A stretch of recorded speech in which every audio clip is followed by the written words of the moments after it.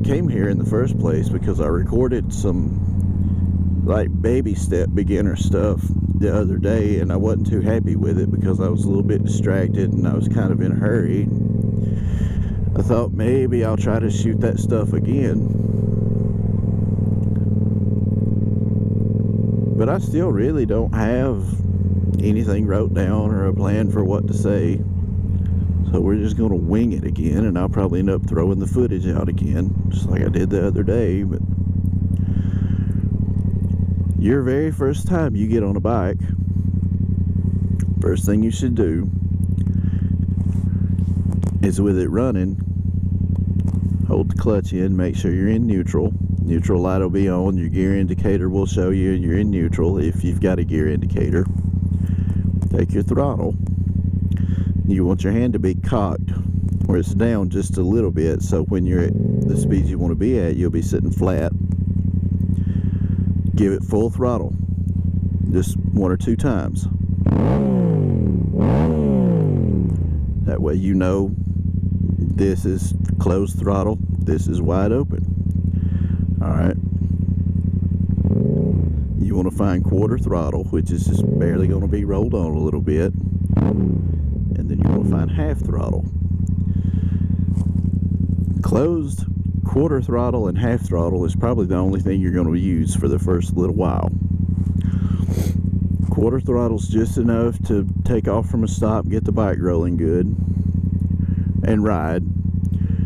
And half throttle is if, like if you're at the MSF class and they tell you to get up to 20 miles an hour and it doesn't look like you've got enough room to get that far, go ahead and give it about half throttle. If you're at that point, you're not going to have enough confidence in your own abilities to go ahead and really whack the throttle anyway, so pull her down there about halfway, and I promise you'll get up to speed just fine. But once you figure out kind of what your right hand needs to be doing with the throttle, you're going to start adding clutch to this. So pull your clutch in, step down on the peg to put it in first. First thing you want to do is just start rocking back and forth. You don't use your legs to push forward, let the bike do it. So let the clutch out just a little bit and it'll start pulling itself forward. You use your feet to pull it back, so you just sit in one spot and rock back and forth. Do that till you got a pretty good idea of where that clutch starts to engage at. That's called the friction zone. And that's the point where when you get ready to take off, like you're actually going somewhere, you want to start rolling on a little bit of throttle. There's friction zone, there's a little throttle.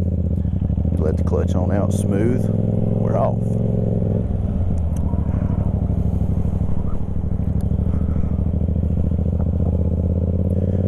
Alright, now that we're able to roll,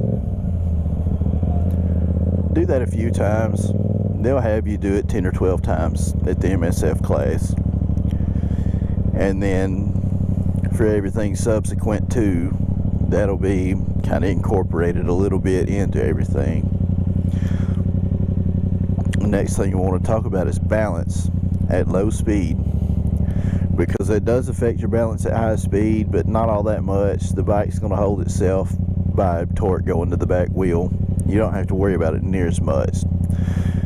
But you're never not going to have to stop for stop signs and red lights and traffic and parking lots. So this low speed stuff is not just to get you used to being in the seat and being comfortable on a motorcycle. There's an actual point to having that skill. And it is a skill because the bike don't hold itself up at 4 or 5 miles an hour. You have to actively do it. So what we're going to do is start creeping just with the clutch. Alright, we're at 5, 6, 7 miles an hour. And there's enough torque with this bike that all I'm doing is feathering the clutch back and forth to hold my speed steady. And I'm going, like at 7, the bike is actually holding itself up, as long as I don't try to do anything crazy with my inputs up here. So I'm going a little bit fast for that. One of the things you want to do is see how slow you can go and still hold the bike up. and it's boring to do by yourself. But if you've got a buddy and y'all want to have a slow race, that's where it starts getting fun. You want to have yourself a narrow little lane to go in, to where you can't just shoot off to one side or the other. You're disqualified. You disqualify yourself if you have to put your foot down. Anywhere from 2 to 4 miles an hour, you're having to hold the bike up with steering inputs. If it's leaning this way, I'll turn the wheel that way, and it'll try to pop itself back up a little bit.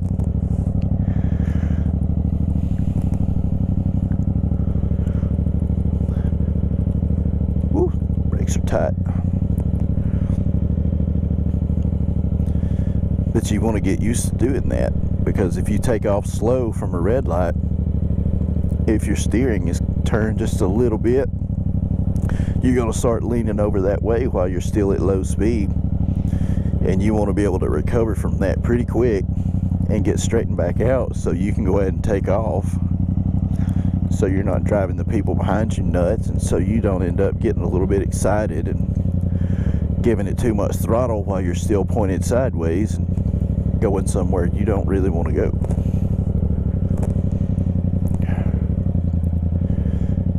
This is something that's fun for just a few minutes at a time. It's kind of a challenge. Even if you're experienced, you can try to go a little bit slower, kind of push it just a little bit.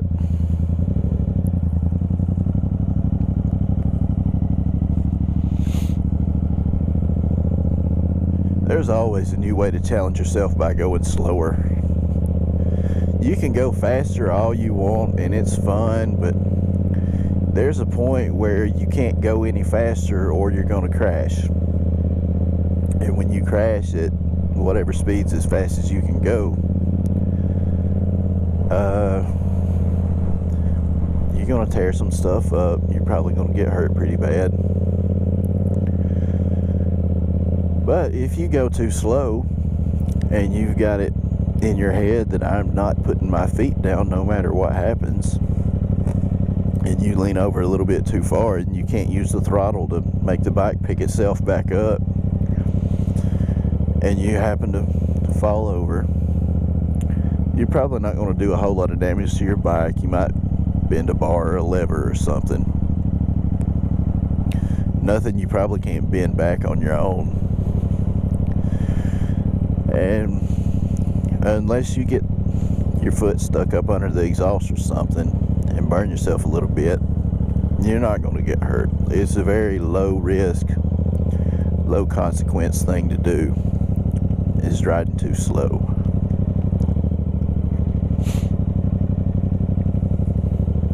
But once you kind of get a grip on your balance and stuff, you need to start doing low speed turns.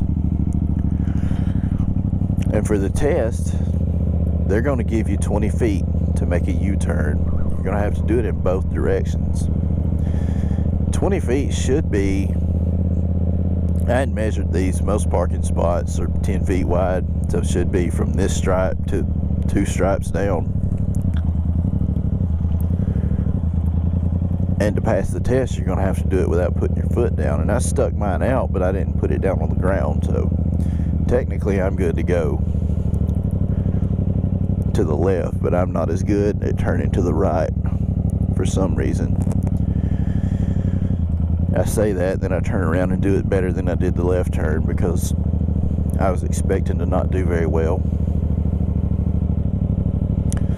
But you can make the bike a little bit more stable for this if you drag the back brake just a hair and have your clutch right on that friction zone to where it's putting a little bit of power down, but you're not gaining any kind of speed. You're just offsetting whatever that rear brake is doing to slow you down. And it's a fine line, but if you get it right, like I didn't just do, you can make a really tight turn.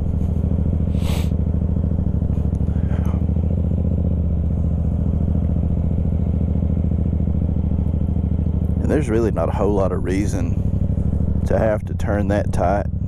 I'm not sure why it's on the test, but it is. So you're going to have to be able to do it whether you think you ought to have to or not.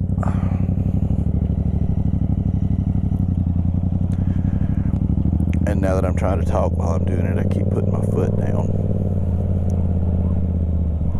I feel like people are watching me, and that's okay.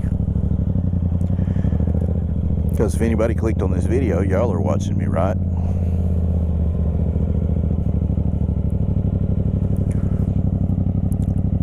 This kind of stuff right here is the part of riding that's not necessarily fun. And I don't practice it nearly enough, but you should come out and practice just a little bit every now and then. Because low speed stuff is super important. You're never not going to have to do it. And you're never going to not have to be pretty good at it. You know, you can ride as fast as you want to, but let's say you're meeting up with a bunch of new people that you had never rode with before, and you're all sizing each other up and chit-chatting, cutting up, and they're all good, skilled riders, and you want to seem to them like you are too. But you can't navigate the parking lot, and you almost fell over just trying to ride over and meet with them. Their first impression of you is not going to be very good. They're going to think we've got a noob with us. They may choose not to ride with you. It don't happen a lot, but it does happen. There's people out there that are picky because they don't want to be involved in a group ride where anybody gets hurt, and I don't blame them. It sucks to watch somebody go down. I watched somebody go down in the MSF class, and even at 20 miles an hour it sucked. He's fine, the bike was fine, but it sucked to watch. Anyway, it's either going to be they don't want to ride with you, or maybe you hadn't practiced the low speed stuff, but you're pretty quick once you get out on the road. Well, now those dudes are thinking we'll ride with him, but we're going to go slow because he looks like the kind of goober that can't ride. So you all have a ride that's not very fun because everybody's trying to compensate for the lack of skill that they think you have, because you couldn't do this little low speed stuff in the parking lot. Even though you were fine on the road, you were ready to go a little bit quicker.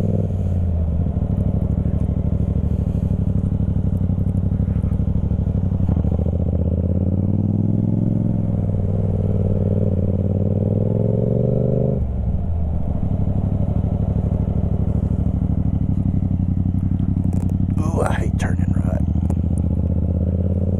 I always feel like I'm going to go over. And I think what it is for me is you have to actually turn the handlebars to turn right. And I'm pulling my throttle hand in close to my body, so I don't have full access to the range of motion or the fine motor control in my wrist. So it's harder for me to make those tiny little adjustments that I make when I'm turning left to try and correct whatever it is the bike's doing that I don't want it to do. Because my hand's right here, like that.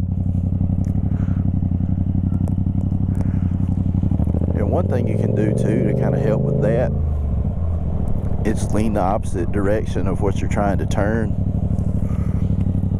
And don't look straight down at the ground. Look where you're trying to go, like with your head and your shoulders, not just with your head.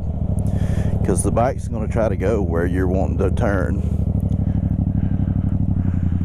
So if you can counterbalance just a little bit and turn your head just a little bit and stay on that rear brake just a little bit, it's going to feel a lot more natural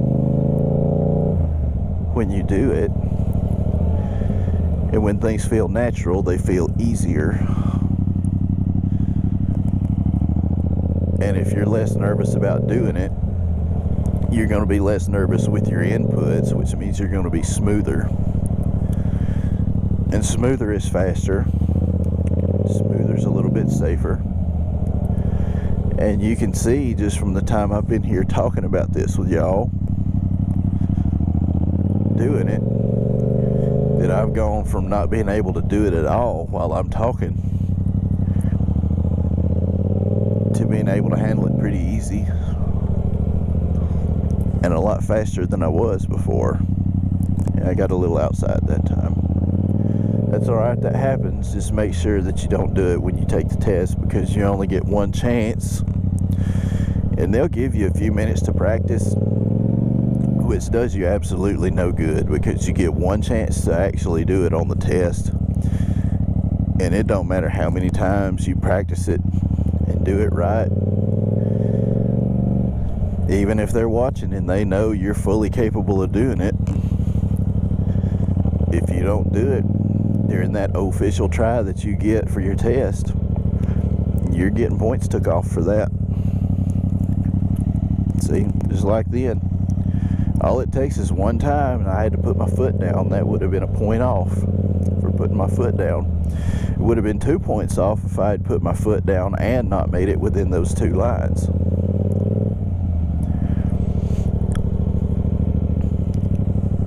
And for the test, you do 5 different exercises, or 5 different skills, whatever, and they give you a total of 16 points that you can get taken off and still pass.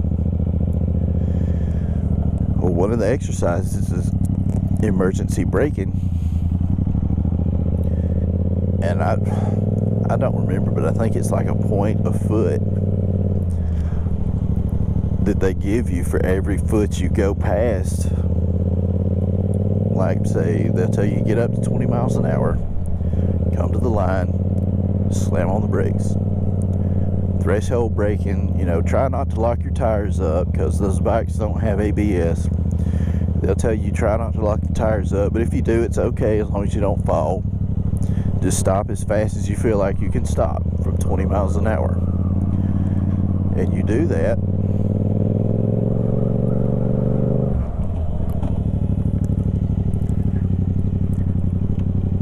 Well, they've got a certain distance that they want you to be able to do that in.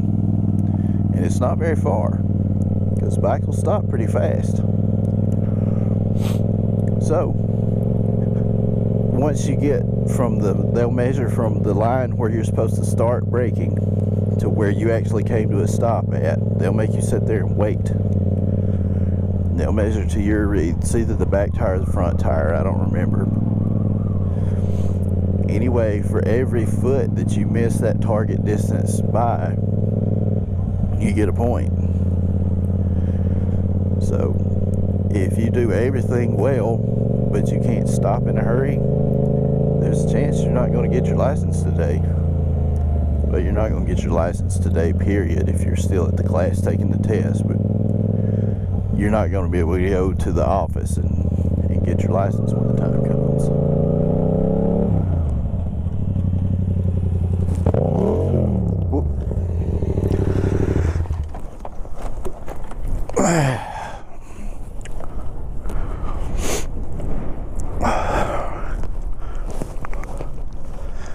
Well, that was the first time I thought I was going to get away with making my first 4 months on the road without doing it, but I didn't. And that set off my tip over sensor, so I'm going to have to cycle the ignition. Now see what happened. I slammed on the brakes, and as I came to a stop, I had the wheel turned just a little bit. The bike started going off to the side, and I couldn't get my feet down to stop it from going down in time.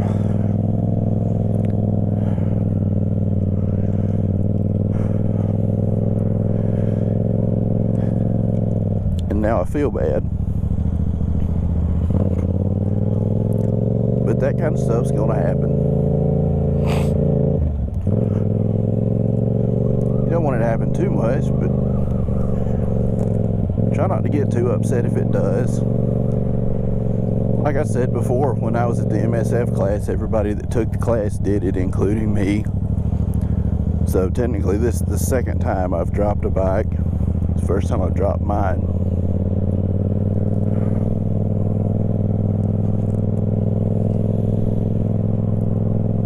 Man, I don't think anything's hurt. Got a little dirt on my frame slider. Looks like it took all the hit though. Don't see any damage to anything else. Now that I've got it picked up, I might want to stop and see. I'm going to have to readjust that mirror.